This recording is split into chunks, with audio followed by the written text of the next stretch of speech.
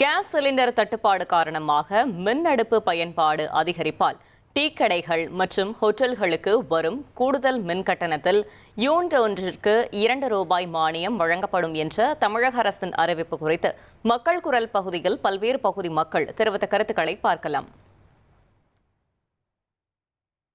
சரி வராது சார். ₹2 ஏற்கனவே கொமர்ஷியல் தான் சார்ஜ் அதிகம். ₹2 அதுக்கு வேஸ்ட்டு தான். அது ஓவர் நம்ம கரண்ட் பில்லு தான் அதிகமாக வரும். அதுக்கு தகுந்த மாதிரி நம்ம விலையும் வைக்க முடியாது, இப்போ கஸ்டமர்கிட்ட வாங்க முடியாது. விறகும் விலை ஏறி போச்சு. இப்போ ஒரு சிலிண்டர்னா டபுள் விலை கொடுத்து வாங்குறேன். ₹1500 சிலிண்டர் 3500 கொடுத்து வாங்குறேன்.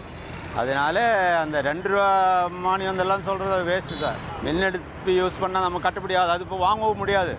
திடீர்னு அதுக்கு ஒரு செலவு பண்ண முடியாதுல்ல. இப்போ அது செலவு பண்ணாலும் மறுபடியும் கேஸ் வந்துச்சுன்னா எடுத்து ஓரம் தான் கட்ட போகிறேன். அது நமக்கு எந்த யூஸும் கிடையாது.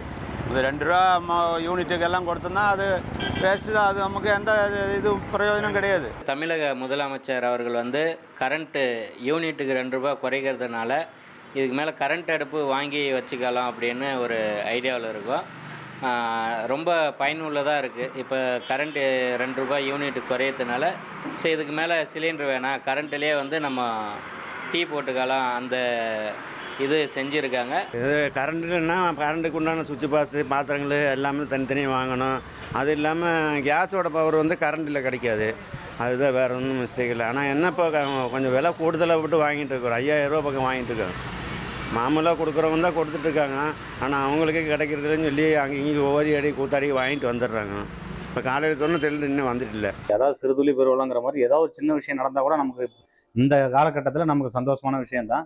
இப்போ யூனிட்டுக்கு ₹2 குறைச்சதுங்கிறது சந்தோஷமான விஷயம். அதே சமயத்தில் இன்னும் சிலிண்டர் தட்டுப்பாடு ஒரு டிமாண்டுங்கிற பேரில் ஹை ப்ரைஸ் இன்னும் போயிட்டே தான் இருக்குது. ஸோ அதுக்கு ஏதாச்சும் மத்திய மாநில அரசுகள் இன்னும் தீவிரமாக நடவடிக்கை எடுத்து ஒரு உடனடி தீர்வு கண்டால் இன்னும் நமக்கு ரொம்ப நல்லா இருக்கும். ஏன்னா இன்னுமே எங்களால் எல்லா ஃபுட்டுமே கொடுக்க முடியல. வர கஸ்டமர்ஸுக்கு நம்மளால் கரெக்டான ஆன்சர் கொடுக்க முடியல. ஏன்னா நம்ம ஃபுட்டு இல்லைன்னு சொல்கிறதே நமக்கு ரொம்ப தயக்கமாக இருக்குது. ஏன்னா சாப்பாடு சம்மந்தப்பட்ட விஷயங்கிறதால. மக்கள் குரல் பகுதியில் பல்வேறு பகுதி மக்கள் தெரிவித்த கருத்துக்களை பார்த்தோம். இனி செல்லும் இடமெல்லாம் செய்தி. தந்தி டிவியின் வாட்ஸ்அப் சேனலை ஃபாலோ பண்ணினா செல்ல இருக்கும் இடமெல்லாம் செய்தி. இதோ QR கோட் இப்பவே ஸ்கேன் பண்ணுங்க, ஃபாலோ பண்ணுங்க.